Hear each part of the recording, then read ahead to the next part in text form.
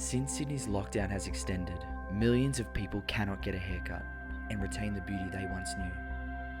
It is now illegal for hairdressers and barbers to do the one thing that they love in this life. And this has led to a sea of broken relationships, illegal behaviour, misinformation and failed dreams. Once needed by everyone in the world's second oldest profession after prostitution, these passionate professionals are now turning to the streets, participating in the dark underground market of hair hooking. We get a behind the scenes look into the dark underbelly, as well as how the government is trying to stop it. We hear from professionals regarding the true connection between hairstyling and mental health, and we see firsthand just how much this is impacting our communities. Yeah, do you like my fresh cut? Look, I did it myself. That's how good I am, really. It took me about 10 minutes, but it would take the average barber probably about 40 minutes, really. That's just how good I am, really. It honestly feels like God put me on this earth to cut hair, and that's it, really. We're not bad people. I look at us like vigilantes. They call us hair hookers, all right? On the street, I get it, it's kind of funny, but I reckon I'm more like a Robin Hood of haircuts, I would say. Look, there's one thing my father told me: you have to go after your passions no matter who stands in the way. I've never done anything illegal in my life to this day. Just cause they decided it's illegal doesn't make it illegal. Haircuts are the most important thing in our society, and they cannot take this away from us. The government doesn't think about the upside. Yes, there's a small chance we might get infected. I understand that. But what about all the lives we're saving? All the breakups, marriages, depression, domestic violence cases, all caused by negative hair image. I'm out here doing God's work. I'm sorry. The whole bloody thing is a conspiracy anyway. Big shampoo companies started everything. They leaked the virus from China, knowing full well that the hair styling industry would crumble, leaving people with no option but to let their hair grow, which then leads to them needing more shampoo. So basically, big shampoo is filling their pockets and nobody's talking about it. So basically, we've had to get pretty creative given all the legal restrictions, but what I basically do is I have a little bit of a signal that most of the clientele know about in this area. So I just kind of, when the cars come past, I do one of these ones. So basically I've come up with that to signify that, you know, you're gonna get a pretty slick cut. So after that, the driver will pull up. I'll show him the tools that I work with. So basically I've got my Remington. This is a 24-5000 comb, which, I mean, you guys wouldn't really understand that. And these are state-of-the-art scissors. I mean, you can't get much better than that. So I'll get in the back behind the driver. I'll stick up this sign, but I've come up with this. This is an Uber sign. So, you know, if the cops pull us over, it's just a regular Uber. I do the cut. We go around the block a few times. I get my cash, and yeah, tax-free, baby, tax-free.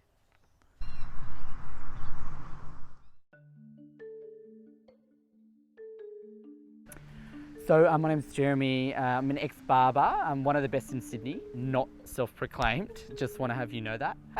It's lovely to have you joining me today for some routine hair checks. This is my civilian undercover casual outfit to help me blend in. We do cop a lot of slack, I would say, for the name, but I'm quite proud of it. You know, sniffer dogs are such a well-respected and necessary part of our society, and I'm honoured to be a sniffer person.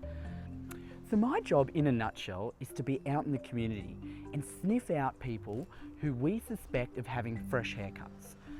We then use that information to track it back to the source and find out whether it's a home job or an illegal hooking has taken place. I can spot a fresh cut from a mile away. You wouldn't believe it. I've just got a knack for it. That's a home job. Home job. Another home job. You can tell by the way the fade's done, slightly crooked. This guy's cut is so bad, it should be illegal itself. Hey police, can I arrest this guy? Okay, a firm Affirmative. Roger, Roger, Roger. We've got a live one. The eagle has left the nest. I repeat, the eagle has left the nest. This is what we live for, gang. Let's go. Let's go.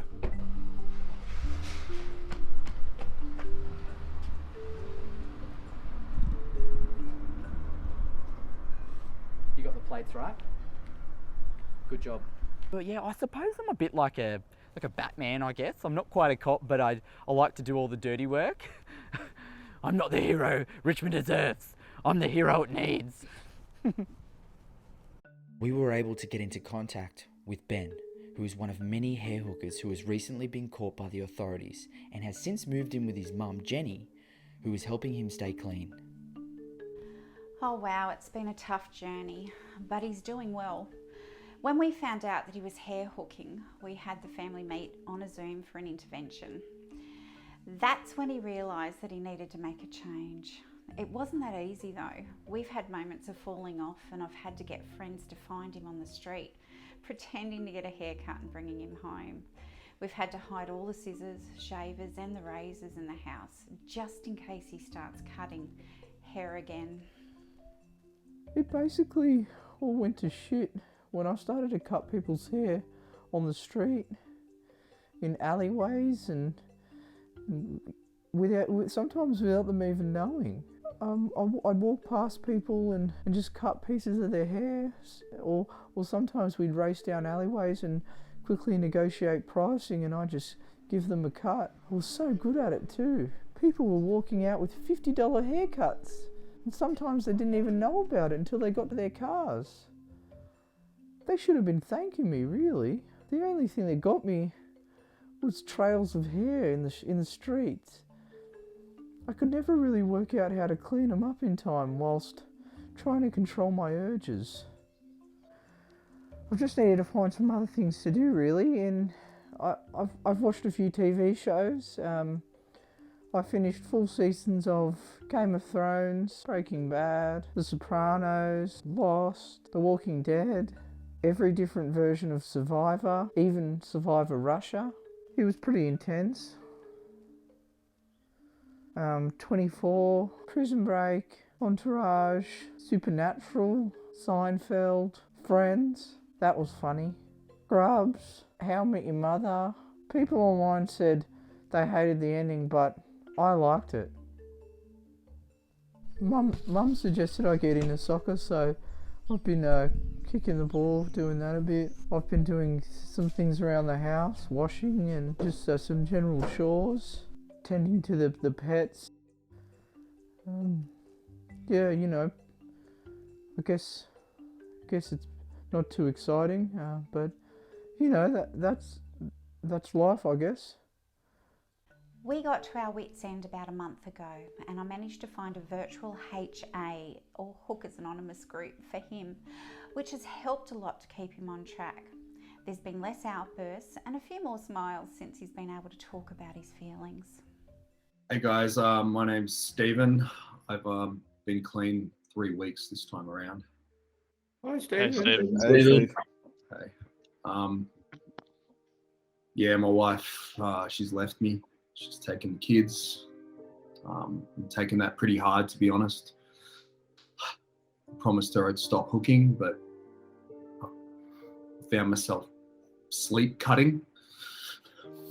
The first day they just seemed like dreams, wild, beautiful dreams, but I'd wake up in random places, just covered in people's hair, different colours and shades of hair all over me. Do you have any idea? Sorry. Do you have any idea what that's like? For your wife to find you just covered in some other person's hair? You had me at sleep cutting. Thanks, man.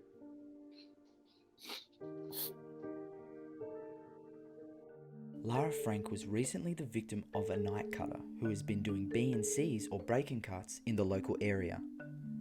They're calling him the stylish assassin because this extremely sick individual has been breaking into women's houses and cutting and styling their hair while they sleep.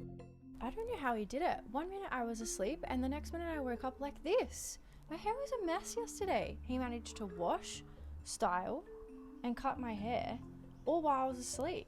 This is unbelievable. I mean, yeah, I guess it scared me. I definitely don't feel safe in this house anymore. It's a bit creepy that someone broke in and was all over me while I was asleep. But I haven't looked this hot since 2019. I didn't know I could pull off this style. I'm gonna update my Tinder. And better yet, I'm gonna send new nudes to Brad when he might even take me back. Hey mister, if you're out there watching this, please don't come to my house again. Or better yet, maybe just wait another 4 weeks until my ends get split and then you can come back. World-renowned hair psychologist SVEN ERIKSEN has agreed to talk to us regarding the dangers of the ban and the extremely detrimental effects this can have on our society. Dedicated his life to psychology with a specific focus on hair. Spent most of his time travelling Europe studying hair culture in different countries before moving to Australia to study the extremely rare comeback of the mullet in 2019. Since then, he's been fascinated with Australian hair culture and the misinformation surrounding the impacts of COVID-19. Well, of course this is a problem. Hair is one of the most important commodities in the world. It's the world's second oldest profession after prostitution. It's a part of who we are. A person's hair says everything about who they are on the inside. It's like a person's house. You walk past someone's house, you walk past their yard, you know instantly who they are on the inside. If our hair isn't beautifully silky smooth, then this can lead to extremely negative impacts on our mental health. People are not looking at the real causes. This decline is actually due to the low self-esteem caused by not being able to be silky smooth with a fresh cut. This is unbelievably detrimental to our society. And if we don't do something soon, we will regret it. Just before the lockdowns, mullets had come back into fashion. It was the biggest hairstyle to make a comeback since the mohawk in '91. There is a direct correlation between the hairstyle and the public's overall mental health. The mullet was making people feel sexy, and it was bringing us all together. Of course I've tried to speak to this government, but nobody will listen. They won't even recognize the importance of the relationship between a hairstylist and their customers. Many people find this relationship very therapeutic. It's a constant ritual that makes them feel good. We can just take this away from people at the drop of a hat without thinking of the consequences? Mark was extremely brave and contacted us to help get his message out to the general public. His wife has recently left because of his new look as a result of not being able to see his barber. Yeah, so these are just a couple of photos that I've kept of the two of us. This is my favourite. I framed this one from my dad's birthday. We were just having a few beers. This one here was her birthday. We were having margaritas. And this one here was actually my birthday, and it was such a lovely night. We went to a few clubs, and I mean, I know what you're thinking, and yeah, I did look a lot better with my haircut, and I mean, I wish I could go back to looking like this, but it's just the reality is I can't now, and I don't know what to do. I'm sure there's millions of people out there like me, just helpless and no one to turn to. So I just want to get my story out there, basically. My hair started to get out of control, and to be honest, I actually liked it. My wife started to make comments about it getting in the way, and she noticed it falling into her food, clogging up the drains in the house. But I told her before we got married, I said, my hair grows really fast, babe. Like, you got to be prepared for this if something goes wrong. But I guess we just never thought anything would happen like this. She offered to cut it for me, but that just felt wrong. I've been getting my hair cut by the same barber since I was 7 years old. I just can't let anyone else touch it. That would just be wrong. I feel like I'm cheating on him in a way, you know? She turned around and said, I can't be with this hair anymore. It's like waking up next to a stranger. Then she left. We need haircuts. This is damaging our society. My wife left me, for God's sake. And how am I supposed to even go on a date with hair like this? It's a joke. I'm not one to ever break the law. But I've heard that there's hair hookers out there. And if I hear that my barber starts hooking, then I'm afraid I'm not going to have a choice. Is there anything you'd like to say to your wife, Mike, if she's listening? To my wife? Actually, I've written her a song, if you don't mind me playing that for you. That would be lovely. Okay.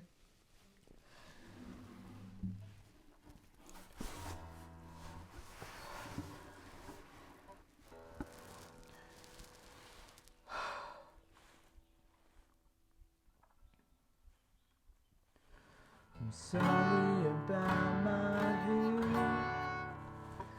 I want you to know that I really care. I've ended up in such a rut, but I promise you I will get my hair cut. I miss you.